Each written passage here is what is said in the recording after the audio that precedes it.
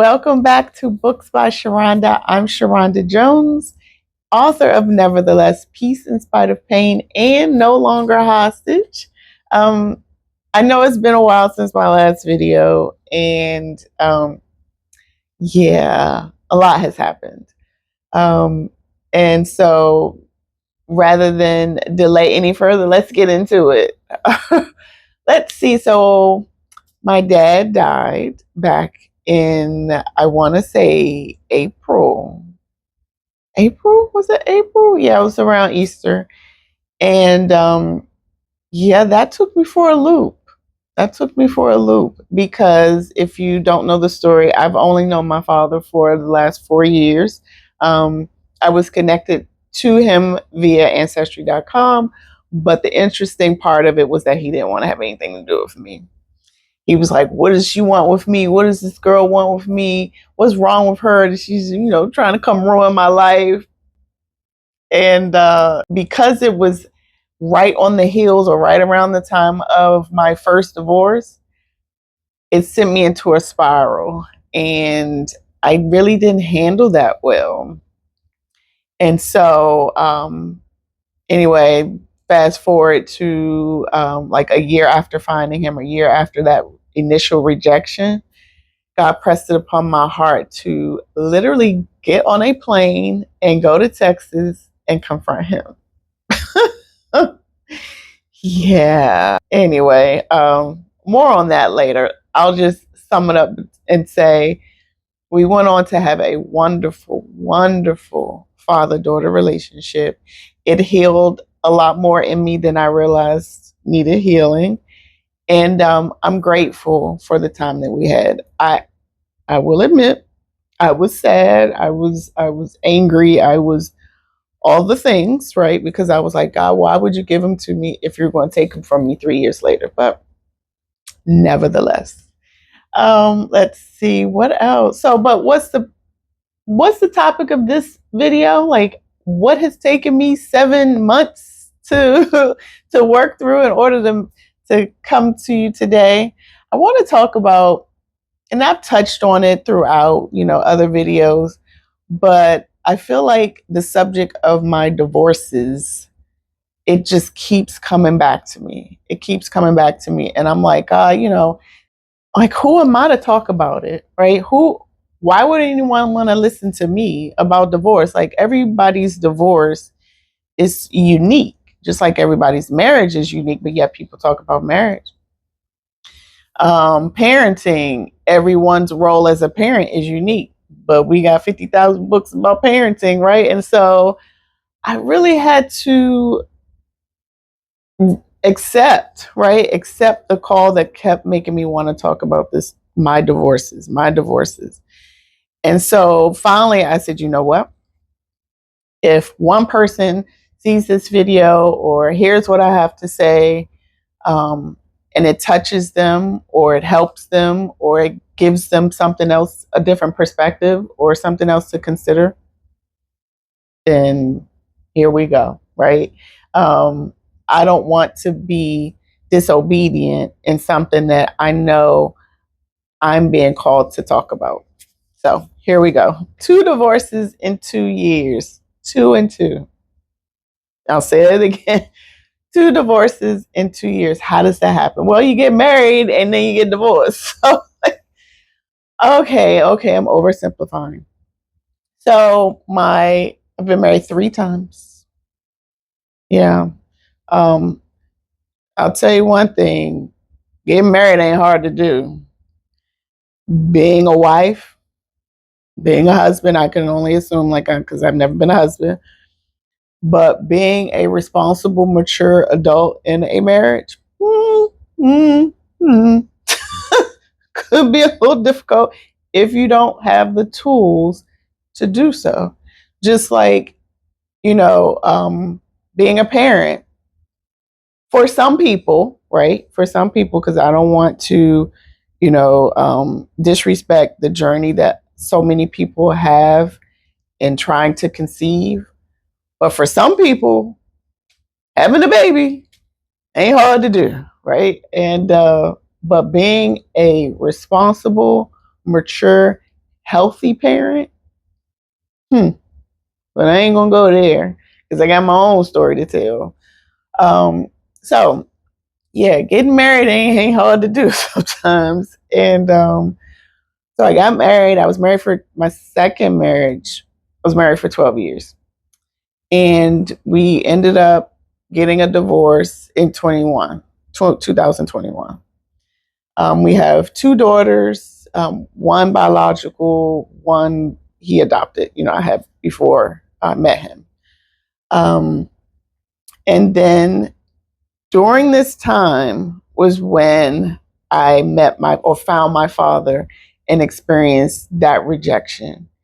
And this was right on the heels, right after COVID.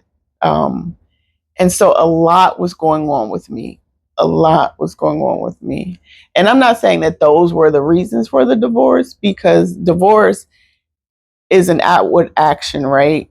Based on an internal deficit.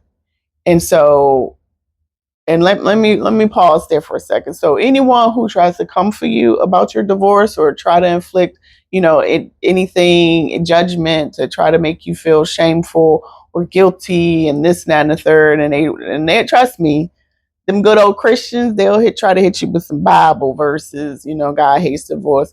Okay, well, how about what's God's heart towards pride? What's God's heart towards not being open to, with your partner, not being intimate, not having respect, not showing care, compassion? What's God's heart towards that? I'll wait. Oh, okay.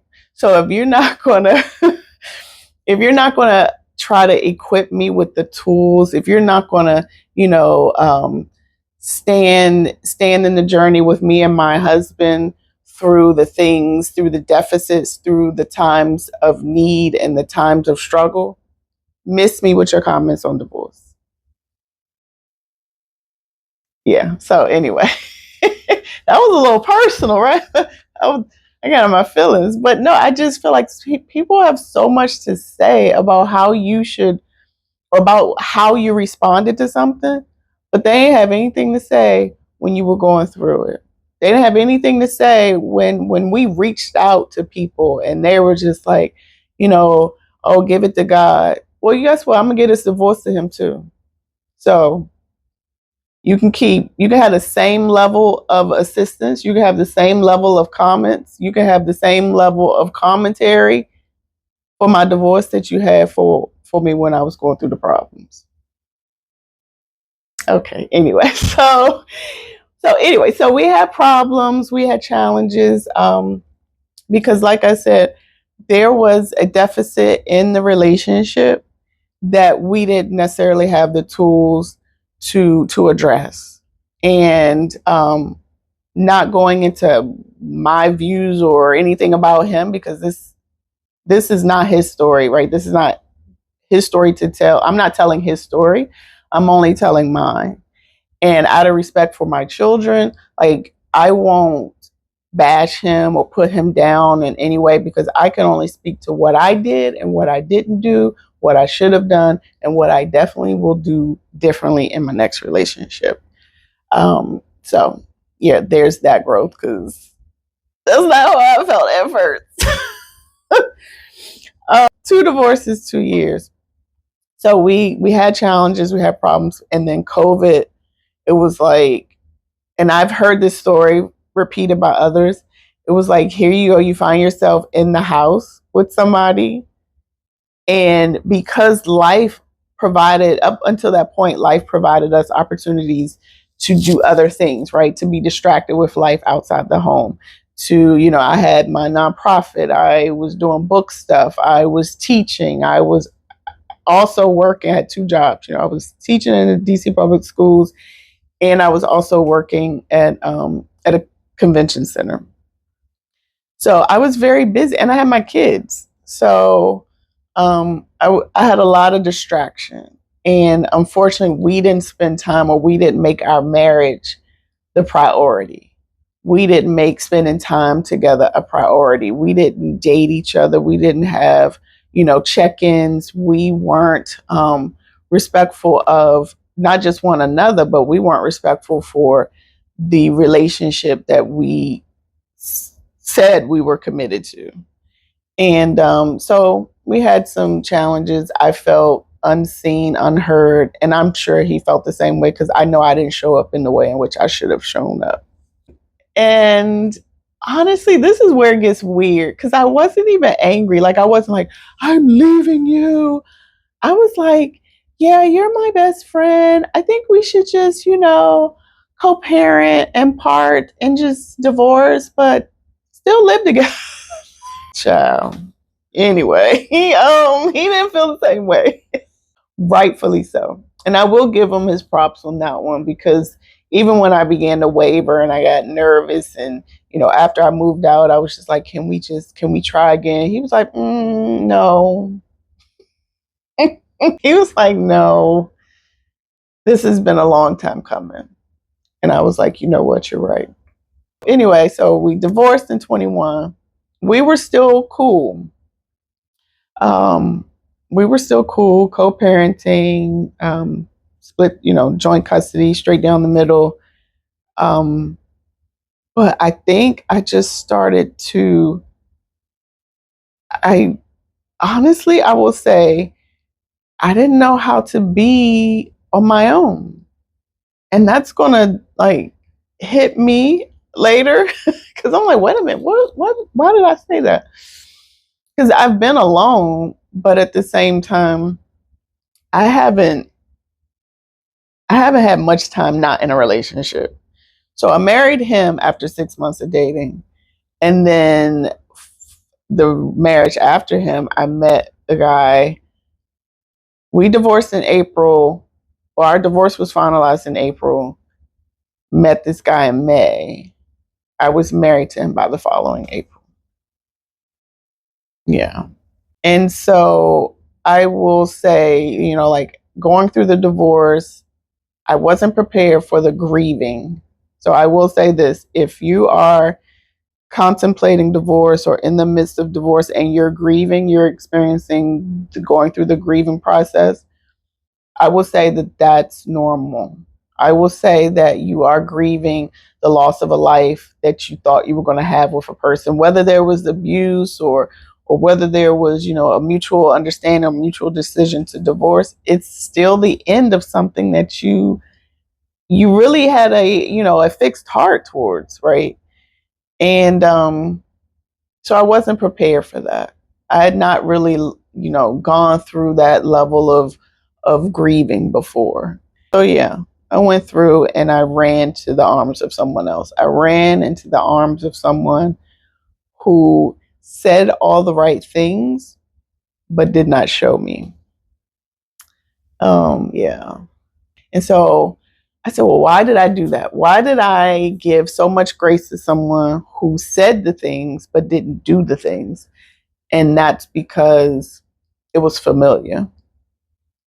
Um, I was raised with a lot of things being said to me that I held on to that didn't match what was being done to me.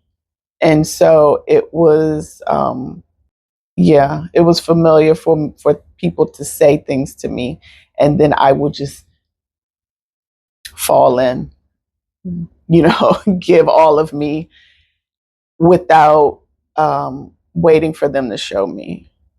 And because I never had expectation for the showing to ever show up. Anyway, so the second divorce, so funny story. We set the date to get married, and the week before, it was in my because there were moments of abuse up until the day we said I do. And so the week before, I was like, you know what? This is not, we shouldn't do this. And he was like, yeah, you're right. We're rushing it. It's too soon. And what did I do? Just like the first divorce, I was like, oh, wait a minute. I got scared. Didn't want to be, I didn't want to accept that maybe this is not, maybe I'm going to be alone or something like that. I don't know. But I chickened back into it. I chickened back into it. And I said, no, no, no, no. We might as well do it. Who says we might as well about marriage? We might as well. We might as well marry you. Yeah, yeah, we might as well. So, and when I say we canceled, like I told people we weren't getting married. I told them it was off. Like, don't show up. Cancel your hotel stay. Like, cancel.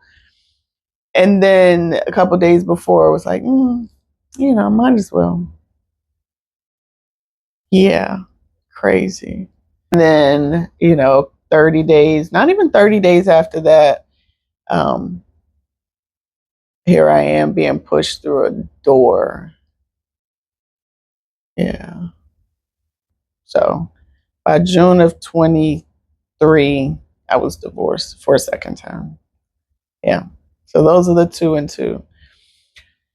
Grieving. Did I grieve the second one like I grieved the first one? Absolutely not. And I mean, come on now. I didn't grieve the same way. Oof.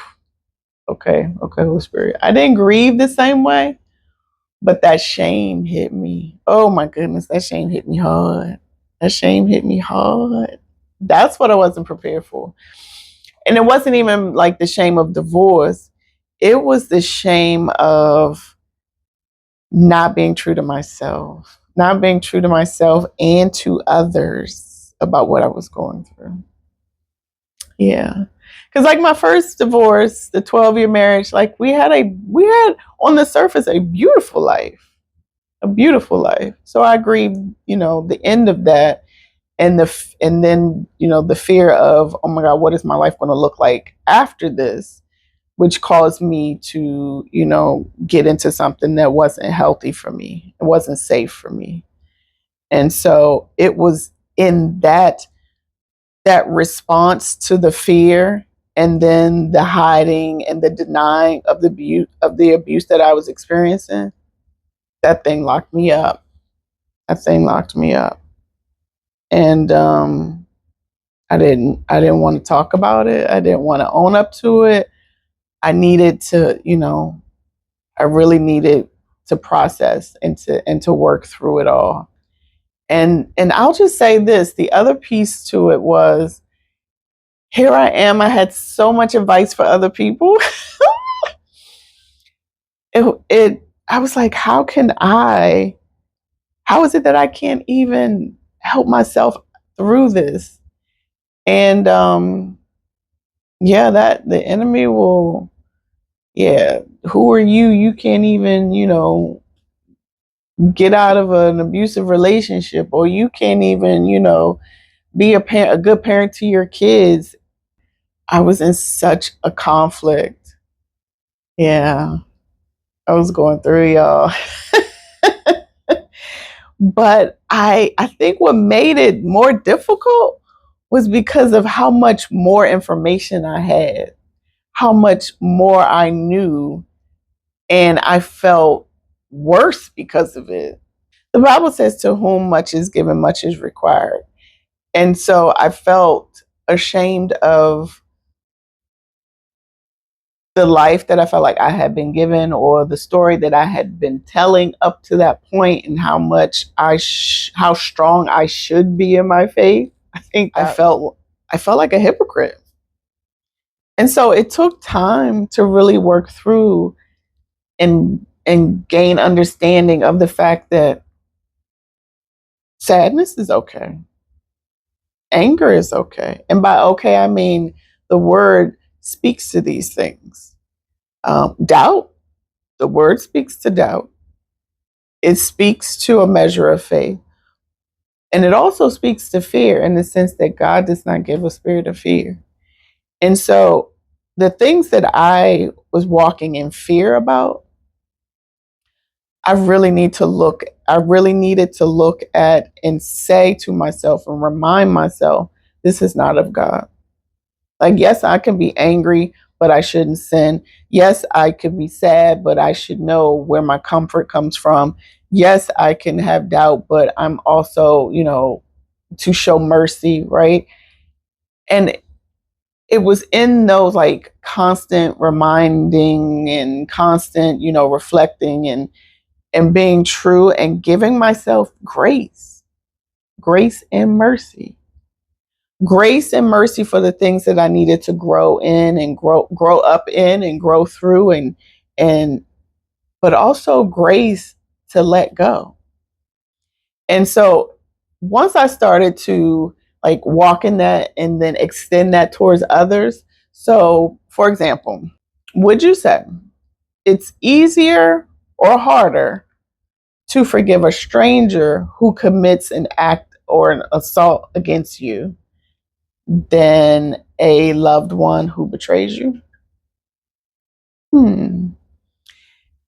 For me, it was easier to forgive a stranger than it was to forgive someone who I felt knew me, someone that I had, built a life with, who took something from me or who betrayed me or who, vowed to love me, vowed to care for me, who knew me intimately, but still broke my heart.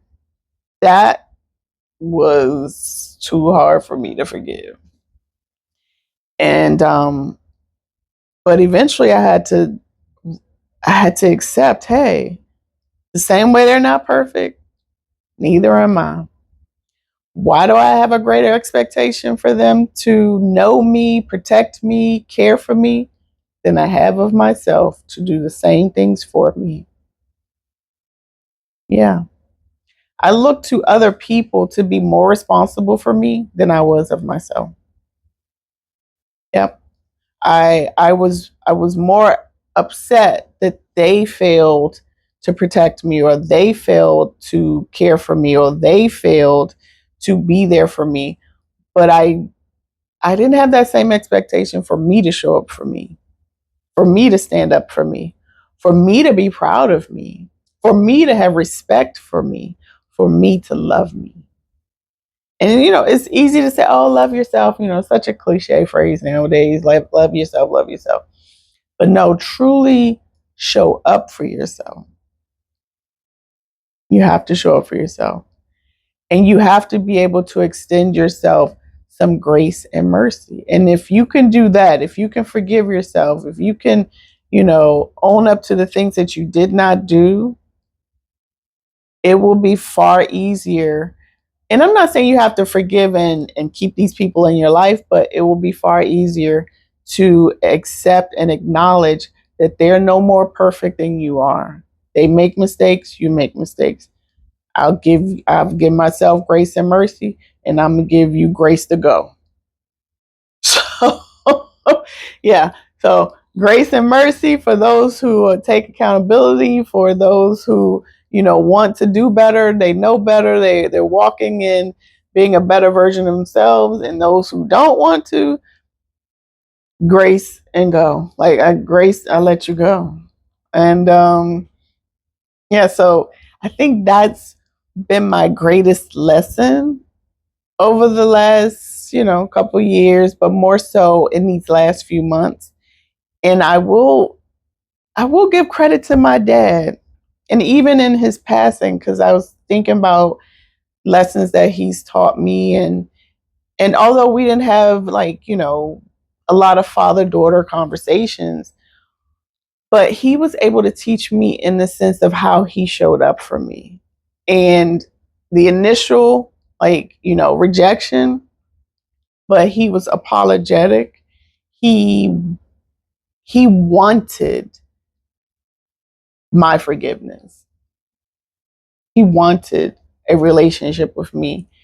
I didn't have to do anything. I didn't have to perform. There was no, I had to show up a certain way. He presented to me a father's love and acceptance after acknowledging his own deficit, like after acknowledging walking in the shame that he felt for having a child that he didn't take care of, having a child who, no one knew about. Now it's like, now it's public, everybody's in this business. He dealt with that shame by putting it in its place. Yeah. And he showed up for me. And he was constantly affirming me. And I had to make a choice, right? And everything is about a choice. And I chose to forgive him, and I chose to accept him for who he was, the same way he chose to forgive himself and accept himself for who he was. And so in that moment, it was just like, you know what? If people show up and they want to be better, they've chosen to do better, grace and mercy. If you don't, grace and go. So I hope this helps you. I hope it helps someone. Um, it's don't let, if you're going through divorce or you're thinking about it, I would say just please seek counsel, good counsel. Please seek good counsel. I'm not just talking legal. I'm talking whatever your faith is. I'm talking therapy. I'm talking spiritual. I'm talking, good girlfriends, not the ones that's like, girl, now they want you in the streets. Okay, it's good to have those too, but seek good counsel. Don't allow fear to get you in a chokehold, and don't allow the opinions of others to deter you, or cause you to stay in something that's unhealthy, or cause you to leave something that can be repaired. Only you can determine that. And if divorce is inevitable for you, give yourself grace and mercy through the grieving process. However that, manifests for you custody wise, financially, if you have to move, if you have to make tough decisions, my only advice is in every decision that you make, please, please, please reflect and make sure it's not from a place of anger or fear. And and when I say anger, I'm talking about anger to the point where you want to sin, anger to the point where you want to retaliate, anger to the point of where you're trying to destroy someone, because the enemy comes to steal, kill, and destroy. So please do your best to walk in love, even if not for them, but for self. Because at the end of the day, regardless of who's in your life, you're in your life. And you have to be able to forgive yourself, accept yourself, love yourself. Okay? All right. That's it for today. I will holler at you later.